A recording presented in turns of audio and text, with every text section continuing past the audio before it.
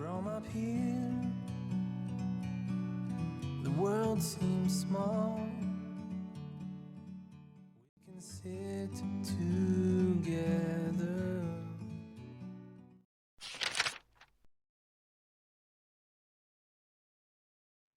Baik, kita mulai hari ini ya, pembelajaran hari ini. Assalamualaikum warahmatullahi wabarakatuh. Waalaikumsalam warahmatullahi wabarakatuh. Oke, selamat pagi anak-anak. Apakah hari ini sehat semua? Sehat.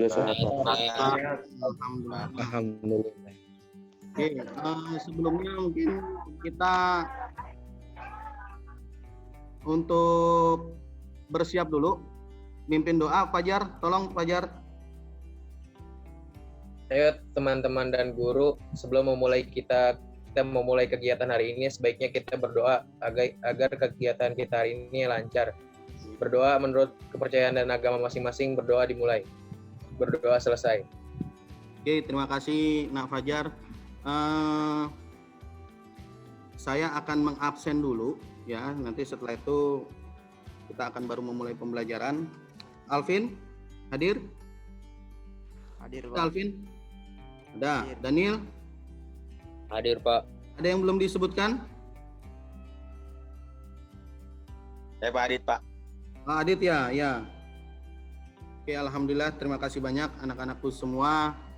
Sebelumnya saya ingin menyampaikan bahwa pada hari ini pembelajaran hari ini adalah pembelajaran PMKR atau pemeliharaan mesin kendaraan ringan, di mana seharusnya yang kita lakukan adalah menggunakan luring ya, atau tatap muka. Kita langsung mempraktekkan di sekolah ataupun di bengkel, namun dengan adanya PPKM darurat dari pemerintah pusat ataupun pemerintah daerah, makanya kita harus semua kegiatan pembelajaran yang ada di sekolah itu semuanya didaringkan atau di-online-kan. Tapi harapan saya tujuan pembelajaran yang ada nantinya kita bisa tuangkan pada saat praktek. Jadi tidak merepotkan lagi pembelajaran yang ada di pada saat praktek nanti. Oke, saya mau yel-yel dulu.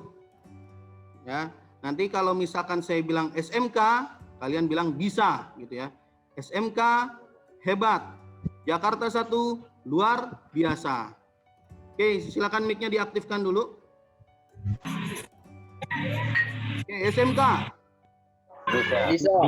SMK Hebat. hebat. Jakarta 1 Luar biasa. luar biasa. Oke, terima kasih banyak untuk anak-anakku semua. Saya akan nge-share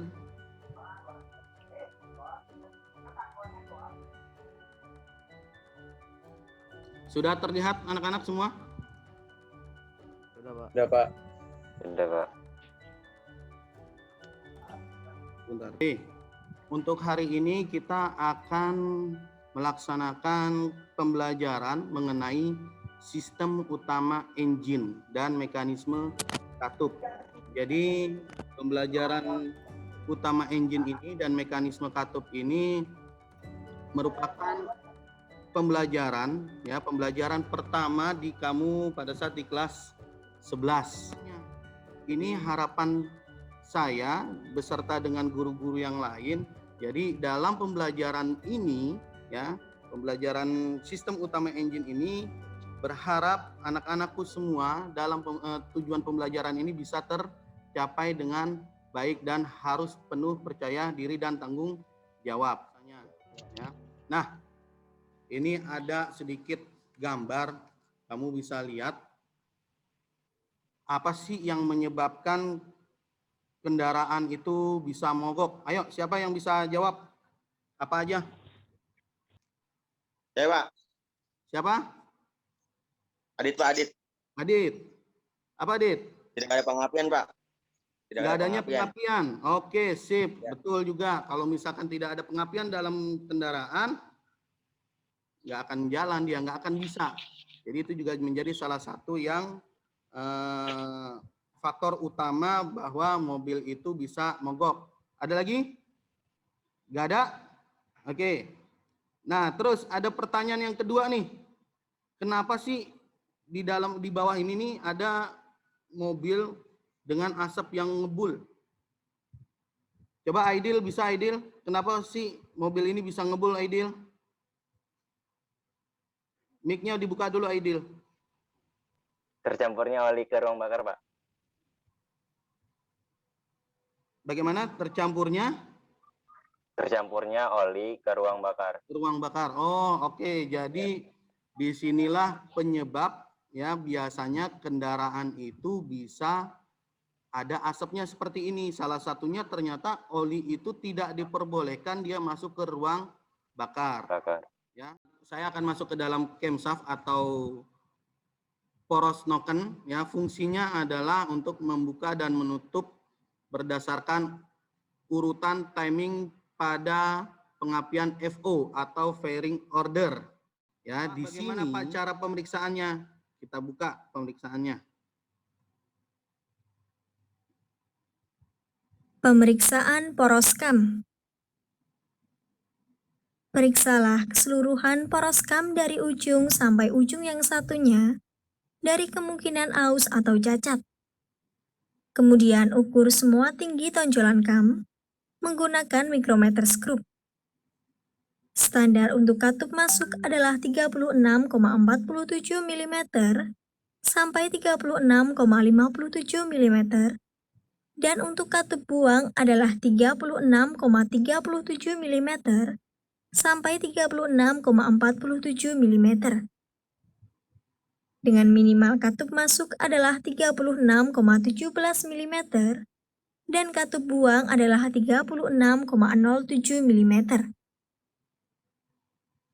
Oke, nah ini katup ya atau valve ini adalah berfungsi untuk mengatur masuknya gas baru dan keluar gas buang sisa pembakaran pada mesin motor bensin maupun diesel ya. Lalu di sini ada piston ya. Di sini ada piston. Piston itu untuk mengatur volume dari si silinder. Kita buka videonya. Merakit piston. Lakukan pemeriksaan terlebih dahulu terhadap masing-masing celah antara ujung-ujung ring piston. Masukkan ring piston dengan rata ke bagian bawah silinder dan ukurlah celah antara ujung-ujung ring menggunakan filler gauge. Gunakan celah filler gauge dengan ukuran 0,08 mm. Setelah melakukan pengukuran, bersihkan alur-alur ring piston dengan baik dan pasang ring-ring piston. Jika perlu, berikan minyak pelumas pada ring-ring piston. Hindari piston dan ring piston dari kerusakan selama pemasangan. Nah, kita lanjut. Lalu ada connecting root. Di sini fungsi pertamanya adalah sebagai poros. Ya, jadi adanya komponen ini dapat menjadi jembatan dari tenaga pembakaran. Lalu ada crankshaft atau poros engkol. Cara pemeriksaannya kita lihat. Pemeriksaan bantalan batang torak. Periksa bantalan batang torak dari kemungkinan cacat atau tergores. Jika bantalan batang torak mengalami cacat, maka harus diganti. Kemudian, ukur diameter main jurnal poros engkol menggunakan mikrometer skrup. Standar diameter main jurnal yang disarankan adalah 49,97 sampai 50 mm.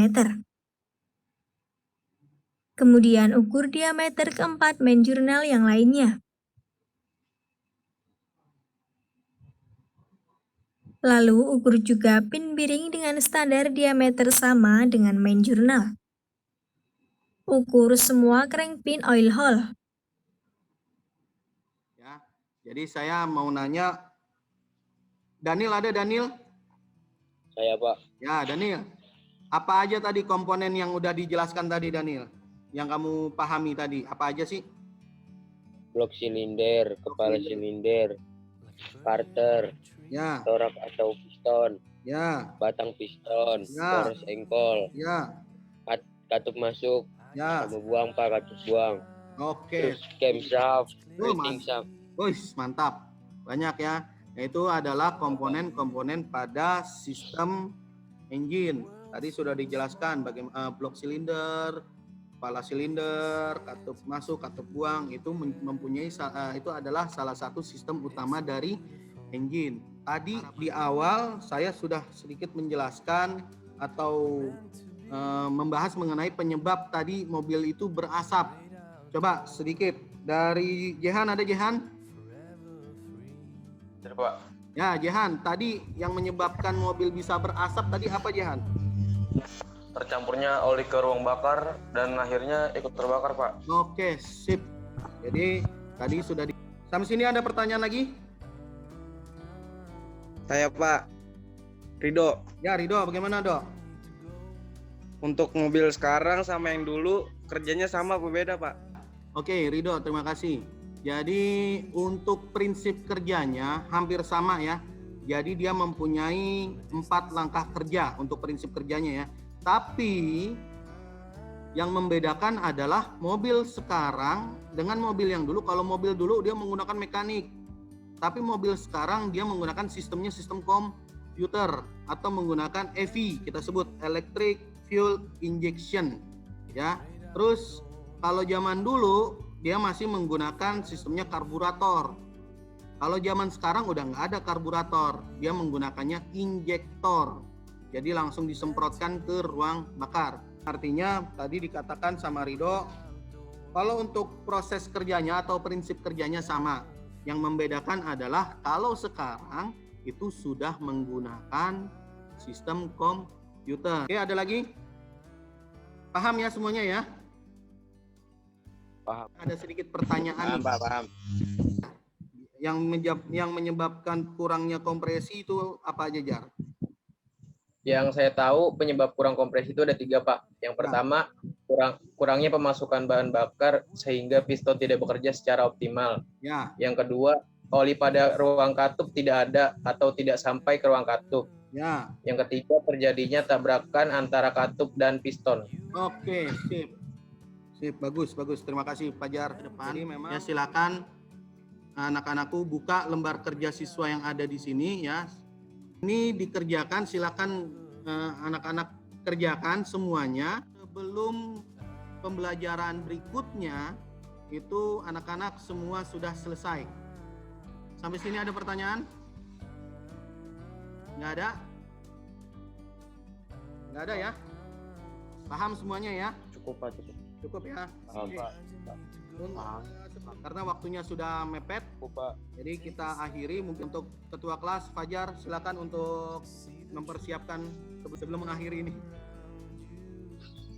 Baik teman-teman dan guru sekalian, sebelum kita akhiri kegiatan kali ini, baiknya kita berdoa menurut kepercayaan dan agama masing-masing supaya kegiatan kita kali ini bermanfaat. Berdoa dimulai. Berdoa selesai. Oke, terima kasih Fajar. Terima kasih semuanya sudah mengikuti pembelajaran ini dengan baik. Saya mengakhiri satu pesan saya pada saat kamu keluar ya, tetap menjaga protokol kesehatan. Itu aja dari saya, kurang lebihnya mohon maaf. Assalamualaikum warahmatullahi wabarakatuh. We're meant to be Waalaikumsalam warahmatullahi wabarakatuh. in the great outdoors.